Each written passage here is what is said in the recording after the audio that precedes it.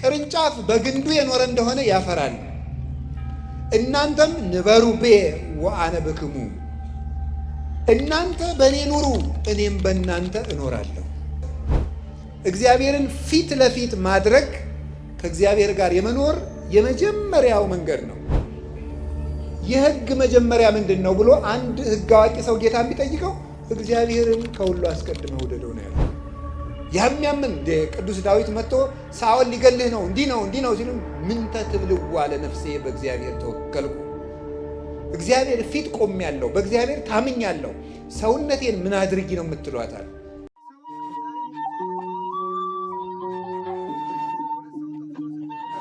እግዚአብሔርን ሁልጊዜ አየዋለሁ ይላል።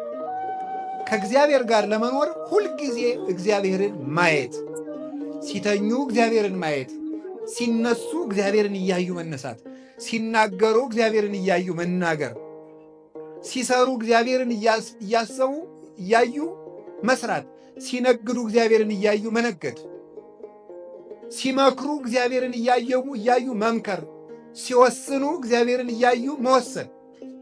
እግዚአብሔርን ፊት ለፊት ማድረግ ከእግዚአብሔር ጋር የመኖር የመጀመሪያው መንገድ ነው። እንዲህ ይላል ኤልያስ ሲናገር፣ ሕያው እግዚአብሔር አምላከ ኃይል ዘቆምኩ ቅድሜሁ ይላል። አንደኛ ነገሥት ምዕራፍ 17 ቁጥር 1 ላይ ሲናገር በፊቱ የቆምኩት የእስራኤል አምላክ ሕያው እግዚአብሔር ምስክሬ ነው ይላል። በፊቱ የቆምኩት ልብ በሉ፣ የት ሆኖ የሚናገር? እስራኤል ቀርሜሎስ ተራራ ላይ ሆኖ በፊቱ የቆምኩት እግዚአብሔር ይላል።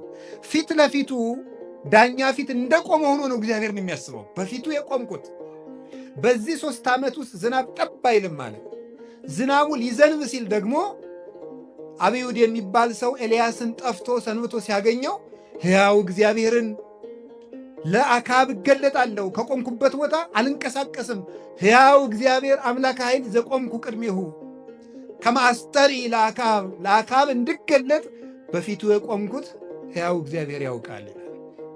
ስለዚህ በፊታችን እግዚአብሔርን ካለ እግዚአብሔርን መፍራት ይሏችኋል። እሱ ነው። ሁልጊዜ በእግዚአብሔር ፊት እንደቆምክ አስበህ ኑር ነው። እግዚአብሔርን ሁልጊዜ እየው። በፊት እንዲያውም በፊቴ ነው አየዋለሁ፣ ቅድሜ ውእቱ እግዚአብሔር በፊቴ ነው የሚለውን ሊቃውንት ሲተረጉሙት ምን ብለው ይተረጉማሉ? በፊት ያለ እንዳይረሳ አልረሳውም ሲል ነው ይላል። በኋላ ያለ ይረሳል፣ ፊት ለፊት ያለ ግን አይረሳም። እግዚአብሔርን እያዩ መኖር እንዴት ትልቅነት መሰላችሁ! አንዳንድ ጊዜ ሰይጣን ሕሊናችን፣ አንዳንድ ጊዜ ልባችን ዘወር ሲያደርገው ነው መበደል የምንጀምረው። እኔም እናንተ ፍርሃትም የሚረቀው አይናችን የሚመጣው አይናችን ከእግዚአብሔር ነቀል ብሎ ዘወር ሲል ነው። ቅዱስ ጴጥሮስ ጌታ በባህር ላይ ሲሄድ አይቶት እኔም እንዳንተ በባህር ላይ ልምጣ አዘዘኝ አለው። ና አለው። ትንሽ እንደተራመደ ወጀብ ሲነሳ ከክርስቶስ ላይ አይኑን አንስቶ ነፋሱ ላይ መጣል ሲጀምር ነፋሱ ከፍ ማለት ጀመረ ይላል። አይናችን ከእግዚአብሔር ዘወር ሲል ምን ይሆናል? እዚህ ቤተ ክርስቲያን ላይ ታያላችሁ አይደል? ሰጎን እንቁላሏን ትክ ብላን የምታየው አይኗን ከነቀለች እንቁላሏ ይበላሻል ይላል።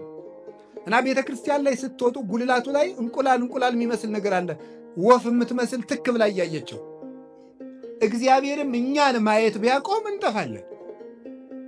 ደግሞ መልሰን ደግሞ ሰጎን እንቁላሏ ላይ አይኗን እንደማትነቅል ክርስቲያኖችም የክርስቶስ መስቀል ላይ አይናቸውን መንቀል የለባቸውም። ያን እያሰቡ ሲኖሩ ፍርሃቱም ጭንቀቱም ያምን ቅዱስ ዳዊት መጥቶ ሳኦል ሊገልህ ነው እንዲህ ነው ሲሉ ምንተ ትብልዋ ለነፍሴ በእግዚአብሔር ተወከልኩ፣ እግዚአብሔር ፊት ቆሜያለሁ፣ በእግዚአብሔር ታምኛለሁ፣ ሰውነቴን ምን አድርጊ ነው የምትሏታል? እግዚአብሔርን የሚያይ ሰው ነፋስ አይታየው፣ እሳት አይታየው። ለቅዱስ ጊዮርጊስ ሰይፍ አይታየው፣ መንኮራኩር አይታየው። መንኮራኩሩን አልፎ ክርስቶስ ይታየዋል። ለቅዱስ መርቆሬዎስ የሚጠበስበትን ብረት ምጣድ አልፎ ክርስቶስ ይታየዋል። ለእነ አቡነ ተክለ ሃይማኖት፣ ለእነ አቡነ ገብረ መንፈስ ቅዱስ እንደዚያ ናቸው። ገንዘብን አልፋችሁ ክርስቶስን ማየት ብትፈልጉ መጀመሪያ አይናችሁ ከክርስቶስ ላይ አለመነቀል ነው።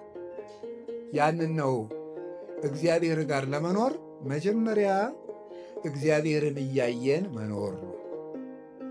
ሁለተኛ ከእግዚአብሔር ጋር ለመኖር እንዴት ብለን እንኖር ብትሉኝ እግዚአብሔርን እንደ ክፉ ዳኛ እንዳይቀጣን ፈርተን ሳይሆን እንደ አባት እየናፈቅን መኖር አለብን።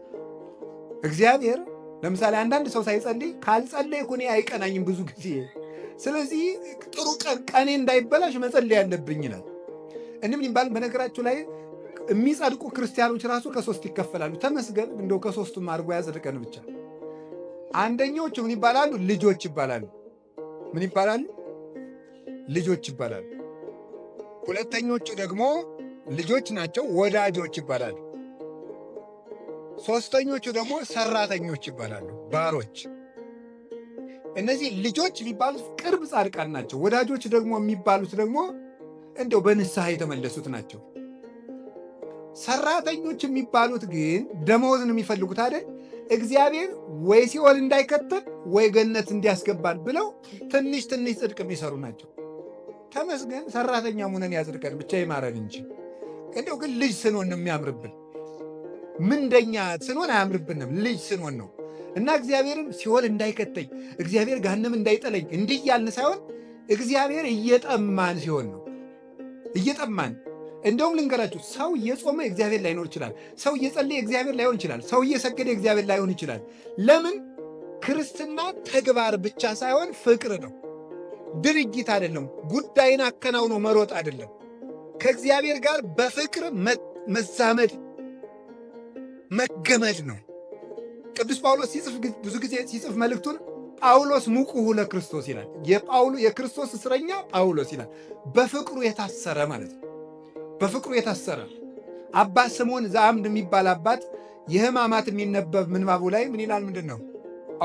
ክርስቶስ ወልደ እግዚአብሔር ሕያው በከመ ተአሰርከ አንተ በሀብል ከማሁ እስረኒ በሀብለ ፍቅርከ፣ አንተ በሀብል ተይዘ በለታሉ እንደተጎተትክ እኔንም በፍቅር ገመድ እሰረኝ ይላል። በገዳም ውስጥ አበምኔቱ አንድን መነኩሴ ሲያስር ቅናት የሚባል ያስርለታል። ያን ሲያስርለት ይሄን መነኩሴ እኔ በቅናት እንዳሰርኩት ክርስቶስ ሆይ አንተም በፍቅር ገመድ እሰረው ይላል።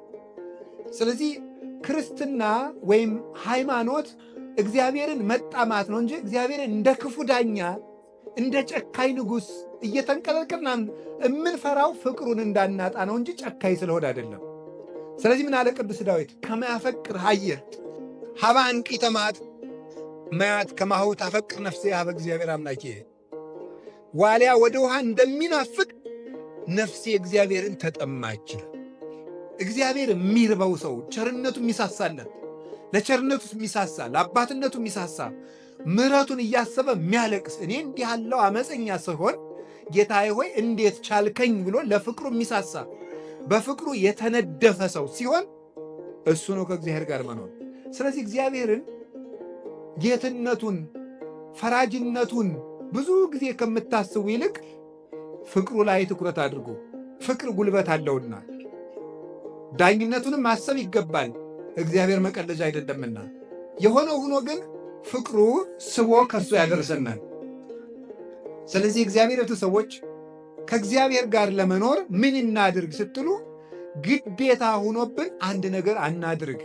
ምን ሆኖብን እናድርግ? ፍቅር ሆኖብን። ስትጸልዩ ረፍዶባችሁ ብታገኙት 2 ሰዓት ሆኗል እንግዲህ ሁሉ እስከምደግም አትበሉ። በፍቅር አንዲቱን አቡነ ዘበሰማያት ደግማችሁ ውጡ። እግዚአብሔር በፍቅር የምትሆን ነገር። ይህን ደግሞ ጸሎት ለማሳጠር አትጠቀሙበት። መጠቀም ያለብን እግዚአብሔር የሚፈልገው ቀመር ሳይሆን ፍቅር ነው የሚፈልገው። ፍቅር ይቀድማል። የሕግ መጀመሪያ ምንድን ነው ብሎ አንድ ሕግ አዋቂ ሰው ጌታን ቢጠይቀው እግዚአብሔርን ከሁሉ አስቀድመህ ውደደው ነው ያለው። እግዚአብሔር ምንድን ነው ከኛ የሚፈልገው? እንድንወደው ብቻ። እንድንወደው የሚፈልገው ምን እንድንሰጠው ነው? ምንም እንድንሰጠው አይደለም። ጸጋውን ለመቀበል እኛ እንደሚወደን እርግጠኛ የሆነ ልብ እንዲኖረን ብቻ ነው እግዚአብሔር የሚፈልገው። ያንን ነው የሚፈልግ እግዚአብሔር።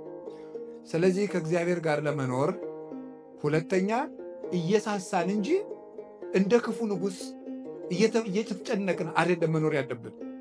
ይህ ሁለተኛው። ሦስተኛው ከእግዚአብሔር ጋር ለመኖር ምን ሆነን እንኖር? ስራ ስንሰራ ጽድቅና ኩነኔን ተመሳሳይ ነው። በርግጥ ጽድቅና ኩነኔን ራይት ኤክስ እያልን ሕግን ለመፈጸም ሳይሆን ክርስቶስን እያሰብን እናድርገው። አሁን ደግሞ እያሰቡ ማድረግ ምን ማለት ይመስላችኋል? ለምሳሌ የሰበካ ጉባኤ አባል ክፍያ ብትከፍሉ ካልከፈልኩ በወልድ ክርስትና አያነሱልኝም፣ ብሞት አይፈቱኝም ብላችሁ አይደለም መስጠት ያለባችሁ። ክርስቶስን ለክርስቶስ እንዴት መታደሌ ነው። አሁን እስኪ አሁን የአንዲት ሀገር ንጉሥ መጥቶ ከአንዲት ድሃ ቤት ዛሬ ምሳ የምበላው ከአንቺ ቤት ነው ቢል ወይ መከራዬ ደግሞ እኔ ቤት ሊመጣብኝ ነው የምትለው? እንዴት ቢወደኝ ነው የምትለው? አንዲት ድሃ ሴት እንዲያውም አንድ ሙክት አንድ ሰው ቢያርድና አንድ ድሃ ሰው ቆሎ ቆልቶ ቢያቀርብና እኔ ይህን ቆሎ ነው የምበላ አንተ ዛሬ ቆሎ እንድትሰጠኝ ይፈልጋለሁ ቢል ምንም የማይቸግረው ንጉሥ ባለጸጋ ምን አይነት ሰው የሚወድ ሰውን አሁን የኔን ቆሎ ሰው ብሎ ይቀበለኝ አትሉ? አሁን እግዚአብሔር ከኛ ሳንቲም ሲጠይቅ አይገርማችሁም? እንዴት አድርጎ ቢወደኝ ነው ማለት ሲገባን ግዴታ አይደል? እንዴት አደርጋለሁ ሳይሆን መሆን ያለበት ምንድን ነው? ማሰብ ያለብን ክርስቶስን እያሰብን ግዴታችንን እያሰብን ጽድቅና ኩነኔን እያሰብን ማድረግ አለብኝ። አብይ ጾም ገብቷል። ምን አረጋለሁ? 9 ሰዓት መሆን አለበት። አስራት መክፈል አለብኝ። ምን አረጋለሁ? እግዚአብሔርን ከሚከፈው ከገሌ ጋር ልታረቅ አይደለም መሆን ያለበት። መሆን ያለበት እግዚአብሔርን እያሰብን እወ ስራዩ ይሰሪ ለክሙ እወ ህድጉ ያሃድግ ለክሙ። እናንተም ተዉ ይተውላቸዋል፣ እናንተም ይቅር በሉ ይቅር። እኔ እግዚአብሔር ይህን ያህል ዓመት ከተሸከመኝ ወንድሜን እህቴን 3 ወር ብታገሰስ ብሸከምስ ብለን ማድረግ ያለብን። ክርስቶስን እያሰብን ካደረግነው ምንም ጽድቅ አይሰለቸንም፣ ወጥተንም ከቤተ ክርስቲያን አንጠፋም። ክርስቶስን አስበን ከሆነ ቤተ ክርስቲያን የመጣን ሰብካ ጉባኤው ቢያስከፋን አንወጣም፣ አለቃው ቢያስከፋን አንወጣም፣ ሰባኪው ቢያስከፋን አንወጣም። አኩርፈን የምንጠፋው መጀመሪያም ዓላማችን ጽድቅና ኩነኔ ብቻ ገሃነም እንዳይበላን ገነት እንገባ ነው እንጂ የክርስቶስን ሐሳብ እያሰብን አምላኬን ላገኝ እሄዳለሁ እያልን ስለማንመጣ ነው። አመጣጣችን መስተካከል ስለነበረበት በስህተት ስለመጣን በስህተቱ ከቤቱ እንወጣለን። እግዚአብሔርን ብሎ የመጣ ግን ምን ብሎ ከአባቱ ቤት ይወጣል? ምን ብሎ ማን ብሎ ማን በጎሬጥ ባየው ማን ፊት ቢነሳው ማን ግንባር ቢቆጥርበት ከቤቱ አይወጣም። የአባቱ ቤት ነው። ማን ከአባቱ ቤት በቀላሉ ይወጣል? ስለዚህ ስንመጣ እግዚአብሔርን ብለን እንወጣ። ሰው ብለን ስላልመጣን ሰው በሰው ምክንያትም ከቤቱ ለምን እንወጣለን? በቤት እንኖር። ሰው ይደክማል፣ ይወጣል፣ ይነሳል፣ ያድጋል። እሱ ነው። ሌላው ከእግዚአብሔር ጋር ለመኖር ምን እናድርግ? ከእግዚአብሔር ጋር ለመኖር ወይን ከግንድ ጋር በሚኖርበት መንገድ እንኖር እላችኋለሁ። ወይን ከግንድ ጋር በሚኖርበት መንገድ የዮሐንስ ወንጌል ምዕራፍ 15 ቁጥር 4 ላይ ታገኙታላችሁ። እንዲህ ብሎ ይናገራል። አነ ውእቱ ሐረገ ወይን ዘጽድቅ ወአቡየ ተካሊሁ ወአንትሙ አይጹቂሁ። እኔ የወይን ሐረግ ነኝ፣ የወይን ግንድ ነኝ፣ እናንተ ቅርንጫፍ ናችሁ። ቅርንጫፍ በግንዱ የኖረ እንደሆነ ያፈራል። እናንተም ንበሩ ብየ ወአነ በክሙ። እናንተ በእኔ ኑሩ፣ እኔም በእናንተ እኖራለሁ። እንደዚህ የሆነ እንደሆነሳ ዝቅ ብሎ ቁጥር 10 ላይ ርእሴክሙ ከመ ትሁሩ ወፍሬ ትፍረዩ ወውእቱ ፍሬክሙ ይነብር ለዓለም። ፍሬ እንድታፈሩ አደርጋችኋለሁ። ምን የሆነ እንደሆነ ከኔ ጋር የኖራችሁ እንደሆነ ከኔ ጋር የኖራችሁ እንደሆነ። ስለዚህ ከክርስቶስ ጋር እንደምንኖረው ምንድን ነው? ቅርንጫፍ ከግንዱ በሚኖርበት መንገድ። ከቅርንጫፍ ከግንዱ ምንድን የሚያደርገው? ይመገባል፣ ማዕድን ይመገባል። የሚያስፈልገውን ንጥረ ነገር ለማበብ የሚሆነውን ቅጠሉ እንዲያድግ ቅርንጫፍ እንዲያወጣ የሚያደርገውን ሌሎች ትንሽ ቅርንጫፎች እንዲያወጣ የሚያደርገውን እንዲያብብ የሚያደርገውን እንዲያፈራ የሚያደርገውን መዓዛ እንዲያገኝ የሚያደርገውን ጠንካራ የሚያደርገውን ነገር ሁሉ ከግንዱ ይወስዳል። ቅርንጫፉ ግን ቢቆረጥ ወደ እሳት ይጣላል፣ ይደርቃል። ባይጣልም ይበሰብሳል፣ ምስጥ ይበላዋል። ከግንዱ ያለ ቅርንጫፍ ግን ያፈራል። ስለዚህ ምንድን ነው? እኛም ከክርስቶስ ጋር ቅርንጫፍ ከግንድ ጋር በሚኖርበት መንገድ እንኑር። ምን እያደረግን? የእሱን ምግብ መመገብ አለብን። ቅርንጫፍ ከግንዱ መመገብ ቢያቆምስ ይቆረጣል፣ ተዘንጥሎ ወይም ደግሞ ተከፍሎ ይወድቃል። ከክርስቶስ እንዳንለይ እንመገብ። ምን እንመገብ? ሥጋውና ደሙ። ምን እንመገብ? ቃለ እግዚአብሔርን ሁልጊዜ ወንጌሉን መመገብ። አያችሁ አይደለም? እነዚህ ቅርንጫፎች ያደጉት ከግንዱ የሚመጣላቸውን ወተት እየጠጡ ነው ያደጉት።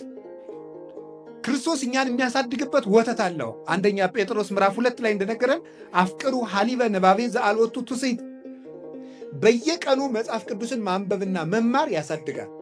ወይከውን እንተ ትክልት ሀበ መዋዕለ ማይ። ምን የሚያደርግ ሰው ሕጉን በሌሊትና በቀን የሚያነብ ሰው ከውሃ ዳር እንደተተከለች አትክልት ይሆናል። ፍሬውን በየጊዜው እንደሚሰጥ ቅጠሉ እንደማይጠወልግ ይሆናል ይላል መዝሙር ምዕራፍ 1 ላይ ቅዱስ ዳዊት ሲናገር። ስለዚህ ቅርንጫፍ ነን እኛ። እንድናድግ ምን እናድርግ? ከግንዱ አንራቅ ወገኖች። ቅርንጫፍ ነን፣ ምን እናድርግ? ምግብ እንውሰድ፣ ምግብ እንውሰድ። አንድ ቅዱስ ሥጋው ክቡር ደሙን፣ ሁለት ቃለ እግዚአብሔር በየቀኑ መመገብ አለብን። በየቀኑ ጉባኤ ሲዘጋጅ በዓመት አንድ ጊዜ ሁለት ጊዜ ተሰብከን ነፍሳችን ማደግ አትችልም። ልብ በሉ። አንድ ቅርንጫፍ ከግንዱ አሁን ብቻ ምግብ ቢወስድ ለነገ ጭምር ይሆነዋል? ለከርሞ ጭምር ይሆነዋል? አይሆነውም። በየቀኑ ነው የሚመገበው። ቃለ እግዚአብሔር ምግባችን ነው። የምንጠይቀውም ሲሳየነ ዘለለ ዕለትነ ብለን ነው። የዕለት እንጀራችን ስጠን ዛሬ ብለን ነው። በየቀኑ አንድ ምዕራፍ መጽሐፍ ቅዱስ ቢያንስ እስኪ አንብቡ፣ እንማር። ሁልጊዜ ሲሲሳነ ነፍስ ቃላቲሁ ለእግዚአብሔር እስመ ቃለ እግዚአብሔር ሲሳይ ዘበአማን ውእቱ። የእግዚአብሔር ቃል የነፍስ ምግብ ነው፣ እውነተኛም እንጀራዋ ነው። ተመጥኖ ምግብ ያላገኘ ሥጋ ለራስ ፍልጠት ለሆድ ቁርጠት እንደሚጋለጠው ሁሉ ነፍስ ቃለ እግዚአብሔር የማትመገብ ነፍስ ሁልጊዜ ሕመምተኛ ናት፣ ለፍሬ የማትበቃም።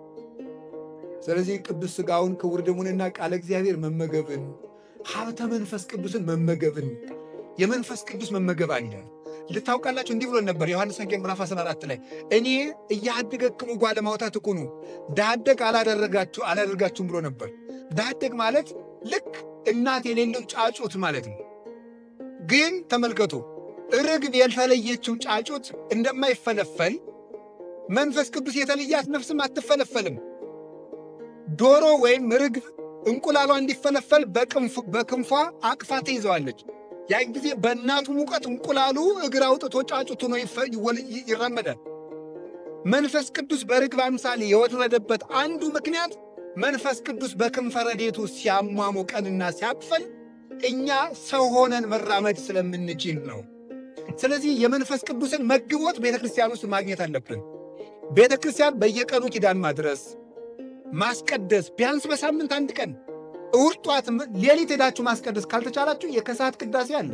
አድባራቱ ሰፍተዋል፣ እግዚአብሔር ይመስገን እንጂ በየትኛውም ኢትዮጵያ ክፍል ላይ የቤተ ክርስቲያን ችግር የለም። በእርግጥ መምህሮቻቸው እየሞቱባቸው፣ ካህናት እየታረዱባቸው፣ ቤተክርስቲያን እየተቃጠልባቸው የራቃቸውም አሉ። እንደው እኛ ግን ምን እንመለስ ቢሆን አጠገባችን ቤተክርስቲያን በየቦታው እየተሰራል። ልብ በሉ። ቅዱስ ዮሐንስ አፈወርቅ እንዲህ ይላል፣ አንተ ሰው ሰብአ ሰገል የክርስቶስን የተወለደበትን ቦታ ለማየት 2 ዓመት ተጉዘዋል። አንተ 2 ደቂቃ ተጉዘ ቤተ ክርስቲያን ለመምጣት የምትቸገር ለክርስቶስ ምን ትመልስለት ይሆን ይላል። 2 ሰዓት እንኳን አንጓዝም። ቤተልሔም ይሏቸዋል፣ ሌላ አይደለችም ቤተ ክርስቲያን ናት። አንዱ እንደ ወይን የምንኖረው ቤተ ክርስቲያን ውስጥ በመኖር ነው።